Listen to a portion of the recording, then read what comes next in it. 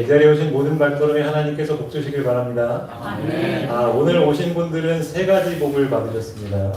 첫 번째로는 우리 안실학교 때도 들으셨지만 우리 귀한 어디서도 듣기 힘든 간증을 들으셨습니다. 또 두 번째는 우리 이설량 집사님을 이곳에서 뵐 수 있다는 거 아주 큰 영광입니다. 여러분 그래 잘 오셨습니다. 또 하나는 저도 처음 들었는데 임승빈 장로님의 특창을 들으셨다는 것은 굉장한 특권입니다. 아멘. 오늘 마음껏 하나님께 감사하시기 바랍니다. 아멘. 그리고 바라옵기는 우리 그 다음 타자도 준비하셔서 다음 예배 때는 꼭 특창에 도전하시기 바랍니다. 네, 기대하겠습니다.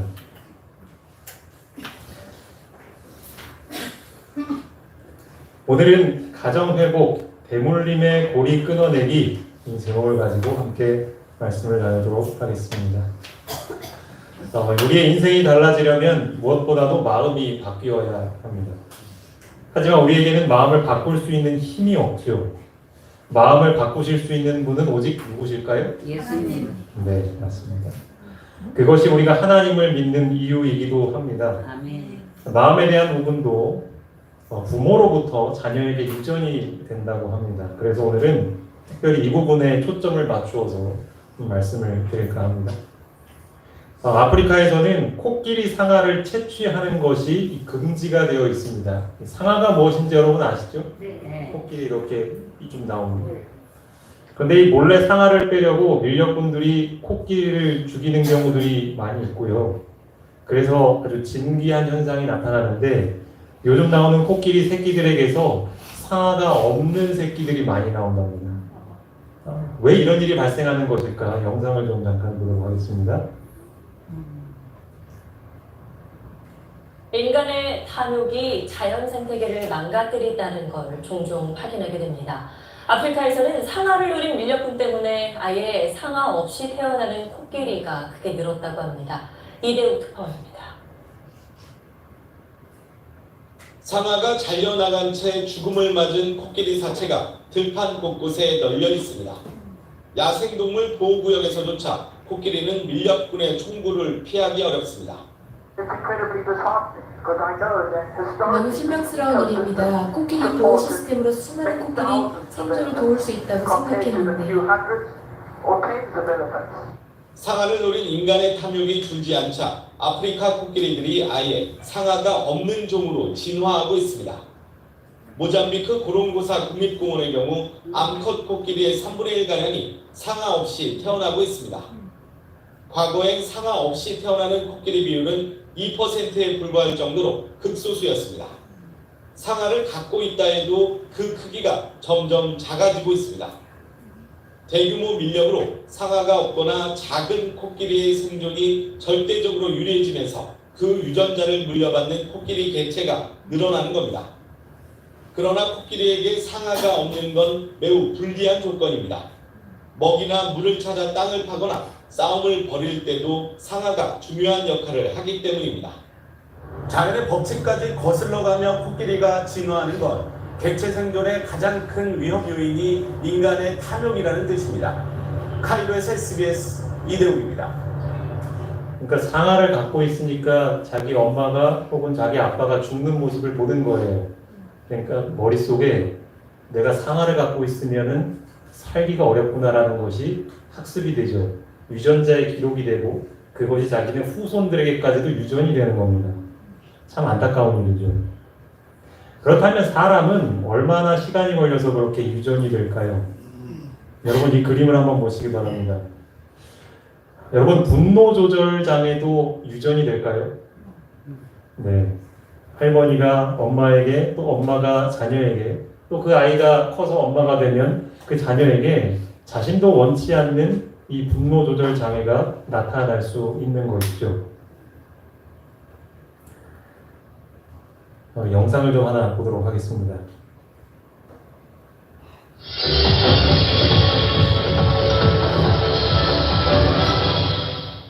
네, 3평이 조금 넘는 좁은 교도 소방입니다. 이 수감자에게는 쌍둥이 딸들이 있습니다. 이렇게 교도소 생활을 하는 상당수의 수감자에게는 자녀가 있는데요. 이 아이들은 지은 죄도 없는데 아빠와 혹은 엄마와 함께 이 좁은 곳에 함께 갇힌 것 같다. 이렇게 말합니다. 사회가 보듬어야 하지만 외면받고 또 대이어서 범죄자가 되는 이 악순환의 어두운 고리를 나세훈 기자가 짚어봤습니다. 늦은 밤 20대 청년이 주차장을 서성입니다. 돈을 훔쳐 나오더니 곧 다른 차를 뒤집니다. 결국 출소 석 달 만에 다시 구속됐습니다. 밥 사먹고 뭐 그렇게 했던 그 잠은 교회에서 잤거든요. 얘가. 유일한 혈육인 아버지도 폭행죄로 교도소 복역 중. 아버지에서 아들로 범죄를 대물림한 겁니다. 수위 입은 청년을 어렵게 만났습니다. 계속 훔치고 그런 생활을 했던 것 같아요. 옆에서 붙잡아줄 수 있는 그런 사람이 없으니까. 불우한 환경에 대한 원망은 뿌리가 깊었습니다. 네, 아빠는 저 모양이니까. 네, 이렇게 가난한 곳에서 살아보니 근데 지금 나가면 다시 안 할 수 있을 것 같아요. 그건 잘 모르겠어요. 네. 그러니까 부모가 범죄자인 경우, 그래서 감옥에 수감이 된 경우에 그 자녀들이 그 범죄를 다시금 되물림해서 나타나는 경우들이 있다라는 이 뉴스 영상인 것이죠. 그렇다면 우리 부모로서 자녀를 어떻게 키워야 할 것인지에 대한 고민이 있을 수밖에 없습니다. 부모의 성격이 자녀에게 그대로 유전이 되기 때문에 예를 들어 우리에게 좋지 않은 습관이나 성향이 있다면 그것을 끊어야 하는 것이 매우 중요한 일이죠. 그렇게 되지 않을 때 우리의 자녀들이 똑같은 고통을 겪어야만 하는 것입니다. 대체로 자녀들은 부모의 발자취를 따른다. 유전과 부모들의 모본으로 말미암아 아들들은 아버지가 저지른 죄를 짓는다. 나쁜 버릇과 그릇된 식욕과 저열한 품행은 육체적 질병과 태화 현상을 지니고 아버지에게서 아들에게로 3, 4대까지 전승물로 내려간다. 아마 여러분도 기억하실 것입니다. 우리 대한항공의 그 모녀 이야기 좀 오래되긴 했는데요. 이제 땅콩 회항이라는 말로 한편 회자가 되기도 했죠. 역시 이것도 또한 엄마의 분노 조절 장애가 딸들에게도 동일하게 나타나는 모습을 보았고요. 또 제가 찾다 보니 또 엄마도 이 밀수입을 했던 것을 또 딸들도 똑같이 그렇게 범죄하는 그런 모습도 나타났다고 합니다. 이렇듯 부모의 모습이 유전적으로든 혹은 후천적으로든 이렇게 대물림되고 있는 모습은 참으로 안타까운 일이 아닐 수 없습니다. 이전 세대가 물려준 부절제, 질병, 방탕, 악행, 무지, 악습 등의 결과를 아무도 완전히 피할 수는 없다. 타락한 우상 숭배자의 자손과 악덕한 사람의 후손은 일반적으로 육체적 및 도덕적 죄의 결함 아래서 삶을 시작하며 부모가 뿌린 씨의 열매를 거둔다. 네, 이런 식으로 죄가 계속해서 대를 이어서 물려지고 있는 것입니다. 넘어가겠습니다. 잠깐 영상을 볼 텐데요. 이 유아 시절에 가지고 있는 특별한 기질들이 있죠.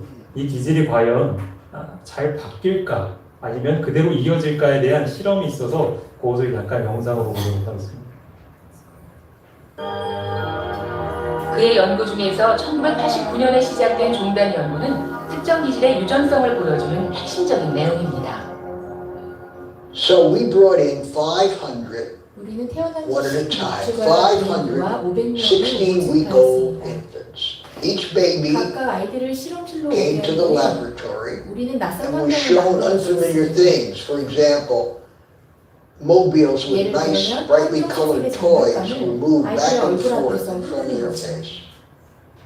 이렇게 강렬한 색상의 장난감을 아이들의 눈앞에서 흔들어보고 알코올을 묻힌 솜으로 후각을 자극합니다. 예고 없이 커다란 풍선을 터뜨려 아이들을 자극해보기도 합니다. 낯선 환경에서의 반응, 과연 이 아이들은 어떤 차이를 보였을까요? 어떤 아이들은 풍선을 보자마자 긴장하더니 풍선이 터지자 깜짝 놀랍니다. 당연한 결과겠죠. 다른 아이는 형형색색의 장난감이 눈앞에서 흔들리는 것만으로도 울음을 터뜨리고 알코올을 묻힌 솜을 코에 대자 괴로운 듯 온몸으로 거부합니다. 그런데 이 아이의 반응은 좀 다르네요. 눈앞에서 흔들리는 장난감을 신기한 듯 바라보고 코 끝을 자극하는 알코올 냄새에도 전혀 반응을 보이지 않습니다. 제롬 케이건 교수는 이런 반응의 정도를 통해 아기들의 미래를 내다볼 수 있다고 하네요. A temperament 기질이란 사람들이 지닌 성향의 근간이 되는 as an 것입니다. initial tendency or bias that you're born with.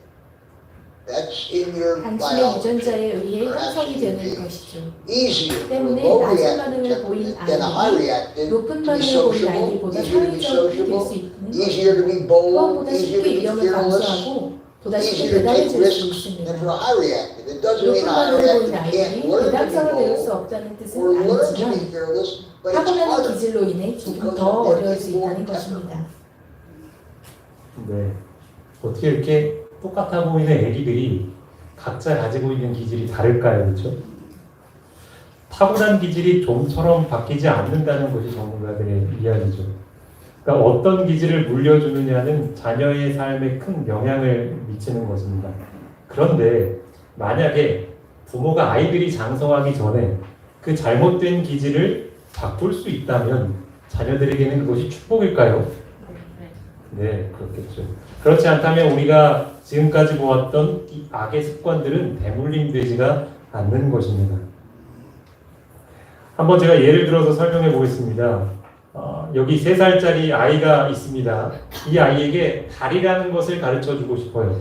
그러면 엄마들은 보통 손가락으로 달을 가리키면서 자, 따라해봐. 달 이렇게 가르쳐 줍니다. 그렇죠? 그런데 아이의 입장은 조금 다릅니다. 엄마의 말을 듣는 것보다 먼저 뭘 보냐면 엄마의 손가락을 봐요. 그리고 그 달이라는 말을 하고 있는 엄마의 표정을 봅니다. 여기에서 차이가 있는 것이죠. 엄마가 자녀들에게 야, 너 이거 왜 이렇게 했어? 라고 혼을 내면 엄마의 입장에서는 너 이거 하지 말라고 하는 그 말을 듣기를 바라는데 자녀들은 뭘 보냐면 나를 꾸짖고 화를 내고 있는 엄마의 표정을 보고 있는 겁니다. 여러분 이해가 되십니까? 그리고 그러한 엄마의 모습을 자기도 닮아가는 거예요. 그래서 중요한 것은 내가 어떻게 살아가느냐인 거죠. 어떻게 말로 가르치냐보다 훨씬 더 중요한 문제인 것입니다. 왜냐하면 자녀들은 부모의 말보다 모본을 보고 자라나기 때문입니다. 아빠가 신포도를 먹으면 저희 아들의 이가 실까요? 그런데 여러분 성경에 이런 이상한 말이 있습니다. 너희가 이스라엘 땅에 관한 속담에 이르기를 아버지가 신포도를 먹었으므로 그의 아들의 이가 시다고 하면 어찌 됨이냐. 그러면 이 성경절이 도대체 무슨 의미일까요? 아빠의 습관이 자녀에게 그대로 대물림된다라는 속담의 표현인 것이죠. 아이들을 데려와서 한번 실험을 해봤는데요. 아이들에게 엄마, 아빠의 역할을 해보라고 하고요. 그리고 한 배우가 나와서 아이의 역할을 합니다. 그때 어떻게 반응하는지를 이제 살펴보는 실험입니다. 이거 대한 잠깐 영상으로 좀 보겠습니다.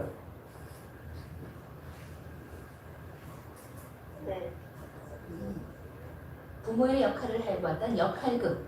이때 아이들이 대신 보여준 부모의 태도는 크게 3가지 방식입니다. 세상 모든 부모들의 방식이기도 하지요. 나쁘다는 건 나쁜 거야. 네가 잘못을 하니까 걔가 네 이름을 적은 거 아니야. 나중에 너 공부 제대로 안 하면 평생 못 살아. 아무리 그래도 선생님이 나쁘다 그러면 안 돼. 비판하기. 부모들이 흔히 취하는 태도입니다. 선생님을 기쁘게 해드려봐. 친구들하고 같이 놀면은 친구들이 널 좋아하잖아. 그럼 반장 뽑을 때도 널 잘 뽑지 않을까? 이 역시 부모들이 쉽게 보이는 태도지요.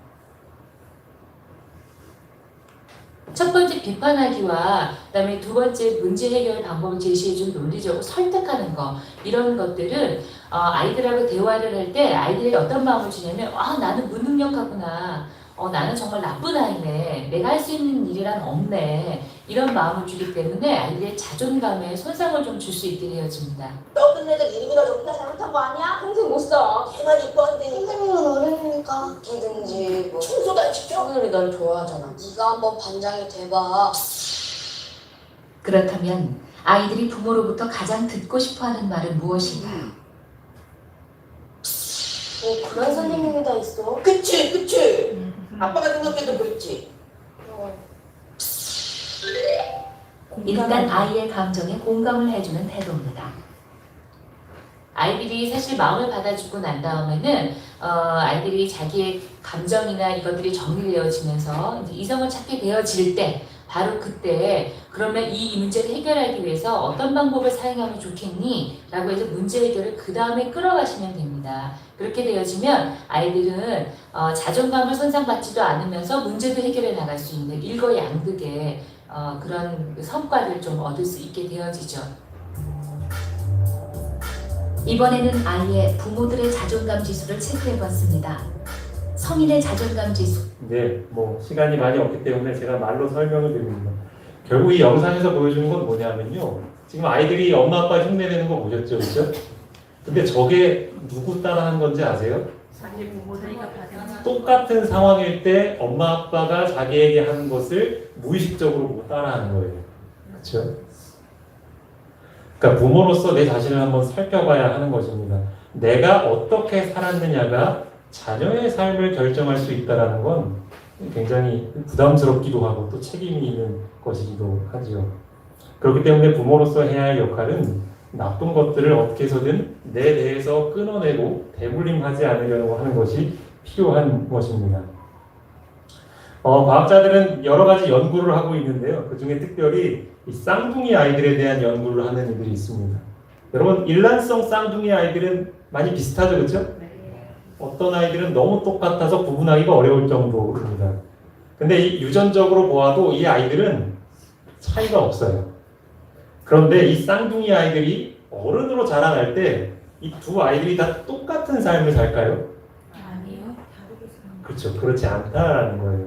참 신기한 이야기죠. 그래서 이 과학자들이 과연 우리 삶에 영향을 미치는 것이 유전적인 게 클까? 아니면 후천적으로 환경을 통해서 변하는 것이 클까? 이걸 가지고 서로 설왕설래를 합니다. 근데 학자들마다 의견이 좀 달라요.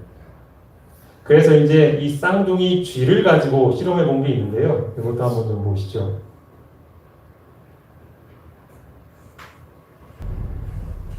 유전자 스위치가 켜지고 꺼지는 것에 따라 운명은 정반대로 바뀌기도 한다. 이들은 나이, 성, 유전자가 완전히 같은 쌍둥이입니다. 분명 털 색깔도 다르고 크기도 달라 보이는데 두 마리 쥐가 일란성 쌍둥이라는 것이다. 더욱 놀라운 것은 이러한 쌍둥이들을 얼마든지 만들어낼 수 있다는 점이다. 이 쥐들에게는 털의 색을 결정하는 아부티라는 유전자가 있습니다. 쌍둥이 쥐라도 이 유전자의 작동 여부에 따라 털의 색이 달라질 수 있는 거죠. 이 유전자의 메틸기가 붙고 안 붙고에 따라 스위치가 켜집니다. 메틸기의 양을 조절하면 유전자를 후속 유전적으로 서로 다른 쌍둥이 쥐를 만들려면 이 쥐한 쌍둥이 어미쥐가 필요하다. 어미쥐들을 두 그룹으로 나눠 한 그룹은 평범한 먹이를 주고 또 다른 한 그룹은 엽산이 보충된 특별 먹이를 준다.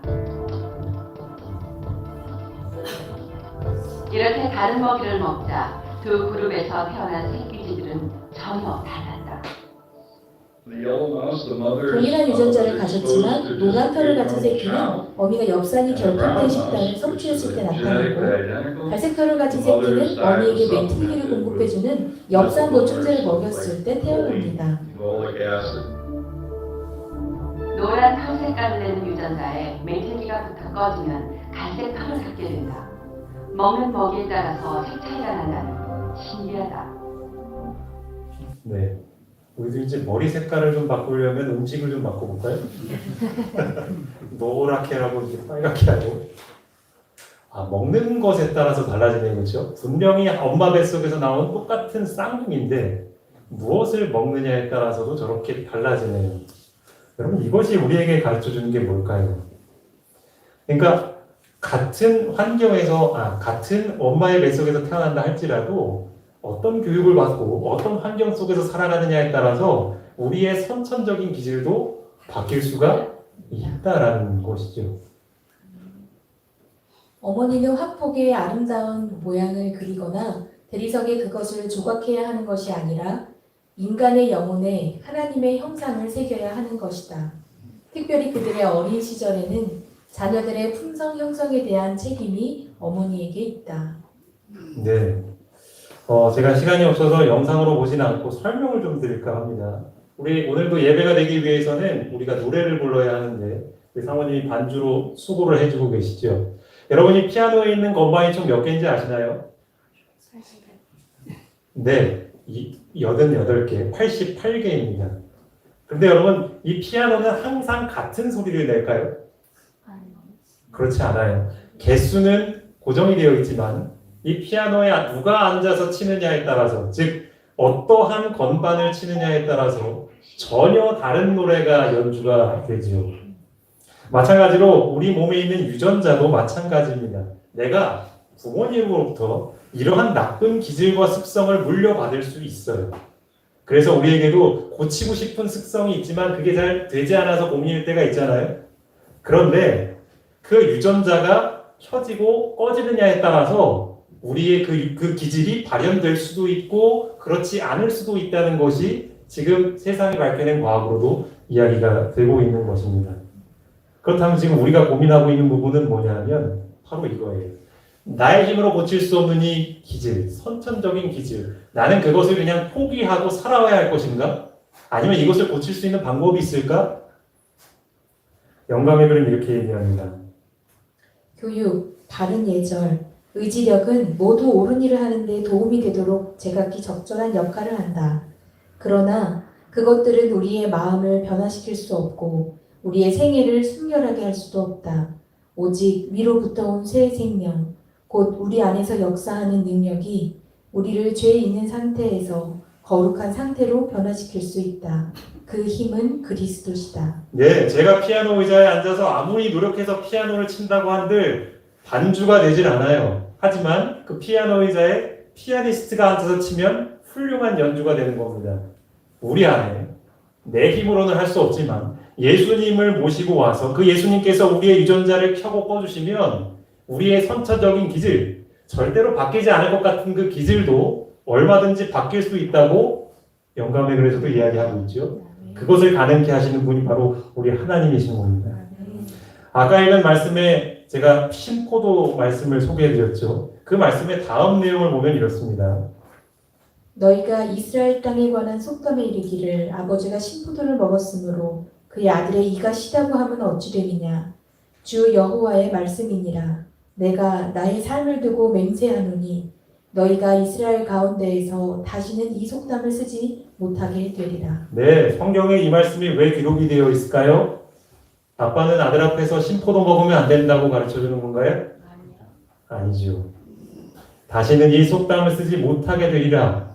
즉 다시 말해 이제껏 아버지의 기질, 어머니의 기질을 원치 않는 기질을 물려받아서 그것 때문에 고통스러워했지만 다시는 이 속담을 쓰지 못하게 된다는 건 너희가 그것으로부터도 자유로워질 것이라는 하나님의 약속인 것이죠. 이 참 귀한 약속 아닙니까? 그러나 그가 찔린 것은 우리의 허물 때문이고 그가 상처를 받은 것은 우리의 악함 때문이다. 그가 징계를 받음으로써 우리가 평화를 누리고 그가 매를 맞음으로써 우리의 병이 나았다. 예수님께서 십자가에 달리신 것은 우리의 허물 때문인 것입니다. 우리가 물려주고 싶지 않은 그 악습마저도 우리는 사단에게 속아서 그렇게 기질을 형성해 왔고 또 자녀들에게 물려줘 왔던 것이죠. 하지만 우리가 십자가에 달리신 그 예수님을 믿음으로 바라볼 때 이 기질을 극복할 수 있는 힘을 주시겠다 약속하신 것입니다. 그리고 이것을 체험하게 될 때 오늘 안교 시간에도 보신 것처럼 가정이 회복되고 질병이 회복될 수 있는 것이죠. 아무쪼록 예수님께서 우리에게 주신 이 귀한 복음의 메시지를 듣는 것에서 그치지 않고 실천하심으로 이 축복을 누리는 우리 모두가 되길 바라며 말씀 마치겠습니다. 기도하겠습니다. 아버지 하나님, 저희는 주님의 은혜가 필요한 죄인들입니다. 저희에게도 원치 않는 그 기질들로 자녀들에게 물려주고 또 그것들이 자녀들에게 보일 때마다 우리는 얼마나 마음 아파하며 때로는 자녀를 꾸짖지 않았습니까? 하지만 이제 주님께서 약속하시기를 그 그것으로부터 자유로울 수 있는 길을 우리에게 제시해 주셨습니다. 주님께서 지신 그 십자가의 그 비밀이 있으며 우리가 그것을 바라보게 될 때에 벗어날 수 있다 하셨사오니 그 약속이 오늘 저와 저희 가정과 저희 교회의 현실이 될 수 있도록 도와주시옵소서. 믿음으로 예수님의 능력을 붙들 수 있는 모든 봉평교회 교우들이 될 수 있도록 도와주시기를 간절히 바라오며 예수님의 이름으로 기도합니다.